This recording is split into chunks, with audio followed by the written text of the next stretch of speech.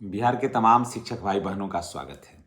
दोस्तों, आज बात करेंगे नियोजित शिक्षकों के प्रमोशन के बारे में और नियोजित शिक्षकों को प्रमोशन के बाद कितना वेतन मिलेगा, किस जिला में क्या कठिनाई है उसके बारे में बात करेंगे और अभी तक नियोजित शिक्षकों के संबंध में क्या कुछ काम हुआ है, ये बातें हम करेंगे। और नियोजित शिक्षकों को प्रमोशन के बाद मूल वेतन कितना बढ़ोतरी, ग्रेड पे में क्या बढ़ोतरी होगा और इन हैंड सैलरी यानी कि अकाउंट में कितना पैसा जमा होगा, इन सारी बातों को हम लेकर के आए हैं। और जितने भी नियोजित शिक्षक भाई बहन हैं उनसे मेरी गुजारिश है कि आप चैनल पर नए हैं तो चैनल को सब्सक्राइब करके बेल आइकन को दबाइएगा ताकि वीडियो का नोटिफिकेशन आपको मिलता रहे। और उसके बाद नेक्स्ट वीडियो में हम लेकर आएंगे प्रमोशन का, तो उसमें हम विशिष्ट शिक्षक भाई बहनों का कितना स्नातक ग्रेड में प्रोन्नति के बाद कितना उनका ग्रेड पे बढ़ेगा, कितना उनका सैलरी बढ़ेगा, ये सारी बातों को हम बताएंगे। तो मेरे साथ आप जुड़े रहिएगा और अगर चैनल पर नए हैं तो चैनल को सब्सक्राइब करिएगा। तो चलिए देखिए दोस्तों, आज हम बताते हैं कि नियोजित शिक्षकों को जो है प्रमोशन के बाद क्या क्या सुविधाएं मिलेगी, कितना वेतन मिलेगा, इन सारी बातों की जानकारी हम आपके साथ साझा कर रहे हैं। दोस्तों, नियोजित शिक्षकों का प्रमोशन की प्रक्रिया जो है वो शुरू हो गई है। हाँ, कुछ जिलों को छोड़ करके, लेकिन ज़्यादातर जिलों में प्रमोशन की प्रक्रिया शुरू हो गई है। मधुबनी जिला की अगर बात करते हैं तो 207 शिक्षकों की सूची जो है ना वो जारी हो गई है। गया जिला में भी अब यही बात है और सारे जिलों में यही स्थिति है। भागलपुर जिला में भी प्रमोशन से संबंधित पत्र जारी हो चुका है, गया में भी हो चुका है, पटना में हो चुका है। इन सारे जिलों में प्रमोशन से संबंधित बातें या पत्र जारी हो गया, औरंगाबाद में भी हो गया है। अब सबसे बड़ा सवाल ये है दोस्तों कि शिक्षकों के मन में कि आखिर प्रमोशन के बाद, जी हाँ, आखिर प्रमोशन के बाद शिक्षकों का वेतन कितना बढ़ेगा, प्रमोशन के बाद उनका क्या लाभ होगा, क्या प्रमोशन के बाद उसी विद्यालय में रहेंगे या विद्यालय बदल जाएगा, है ना। 1 to 5 के शिक्षक हैं तो क्या वो 6 to 8 के हो जाएंगे या फिर अपने मूल विद्यालय में बने रहेंगे, क्या ट्रांसफ़र की प्रक्रिया आसान हो जाएगी एज ए नियोजित शिक्षक। कई सवाल शिक्षकों के मन में है। और क्या सीनियर हो जाएंगे अन्य शिक्षकों के से, सीनियरिटी बरकरार रहेगी। तो मैं आपको पहले तो ये बता देता हूँ कि देखिए, अब सीनियरिटी के लिए सीनियर तो आप हैं ही हैं और सीनियरिटी के लिए कैडर बन रहा है पूरे राज्य में, न कि सिर्फ आपके ज़िला में, पूरे राज्य में कैडर बन रहा है। और उसी कैडर के तहत आप सीनियर होइएगा और आप जूनियर होइएगा, है ना। उसी कैडर के तहत आप देखिएगा कि आप नियोजित एज ए नियोजित शिक्षक, आपको प्रधानाध्यापक या प्रधान शिक्षक के पद पर आपका प्रमोशन भी होगा, समझ गए।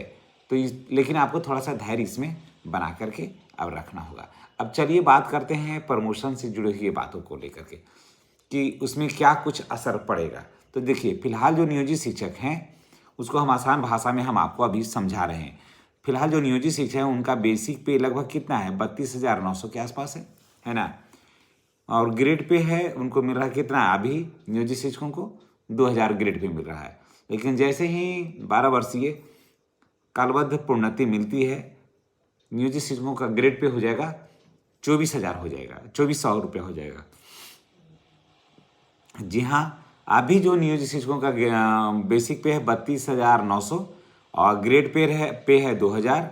लेकिन 12 वर्षीय कालबद्ध प्रोन्नति जैसे ही मिलती है तो नियोजित शिक्षकों का ग्रेड पे हो जाएगा 2000 से बढ़कर के 2400 रुपया और इसी के आधार पर उनका नया बेसिक वेतन हो जाएगा लगभग 34,130 रुपया हो जाएगा। और आप ये देखिएगा कि आप किस कैसे शिक्षक हैं। जी हाँ, आप कैसे शिक्षक हैं, जैसे 6 to 8 में हैं स्नातक ग्रेड वाले या फिर हाई स्कूल में हैं, तो कमेंट करके बताइएगा। हम आपके लिए भी जानकारियाँ हम इकट्ठा करके आपके साथ शेयर करेंगे। देखिए, अब जो है फिलहाल जो नियोजित अब उनसे जुड़ा हुआ और भी बातें हैं, जैसे इसमें जुड़ेगा आपका डीए जो फिलहाल आपका 58% चल रहा है। इस हिसाब से आपको लगभग 19,795 रुपया डीए मिलेगा।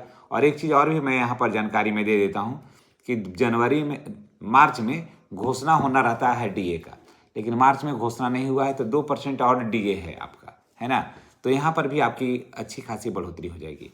और मार्च का डीए है ना जो जनवरी से मिलता है वो, और ये मिलाकर के आपका मूल वेतन में अच्छी खासी वृद्धि होगी।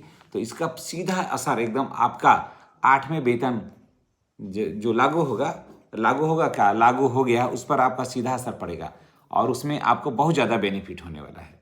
जी हाँ, अप्रत्याशित वेतन में उछाल मिलेगा, न सिर्फ आपको, सभी कर्मचारियों को, पेंशनभोगियों के। एक दूसरी बात तो ये होगा कि इसमें अब कोई किंतु परंतु नहीं, विथ एरियर मिलेगा और जुलाई से होगा। जुलाई से आपका पेमेंट बनेगा और उसके बाद जनवरी से लेकर के जुलाई के बीच में जो महीना है उसका आपका जो राशि जो वृद्धि होगी उसका इंक्रीजमेंट, माफ करिएगा, उसका एरियर जो है ना वो आपको मिलेगा। अब चलिए आगे बात करते हैं।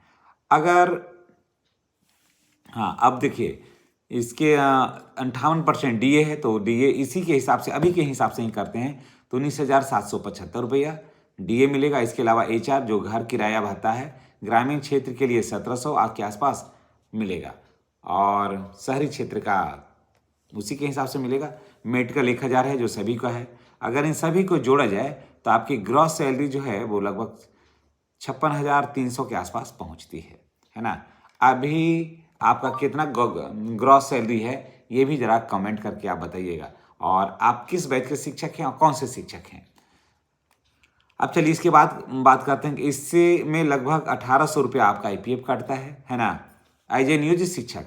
इसके बाद आपका इन हैंड सैलरी जो है वो 54,800 के आसपास बनता है। दोस्तों अगर आप ईपीएफ में पूरा योगदान देखें तो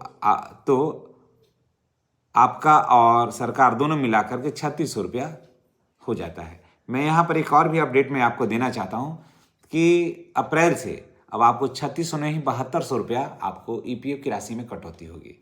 जी हाँ, 36 रुपये आपका होगा और 36 रुपया गवर्नमेंट देगी। आप सोचिएगा ऐसा क्यों, तो मैं आपको याद दिला देता हूँ, इसलिए कि 14 साल से ईपीएफ की राशि में बढ़ोतरी अभी तक नहीं हुई है।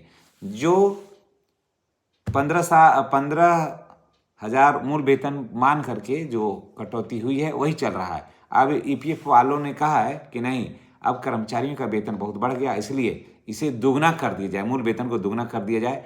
तो 35,000 से नीचे मूल वेतन किसी भी 60 वर्ष काम करने वाले किसी भी कर्मचारी का, जो गवर्नमेंट है एम्प्लॉय है, उनको नहीं होना चाहिए।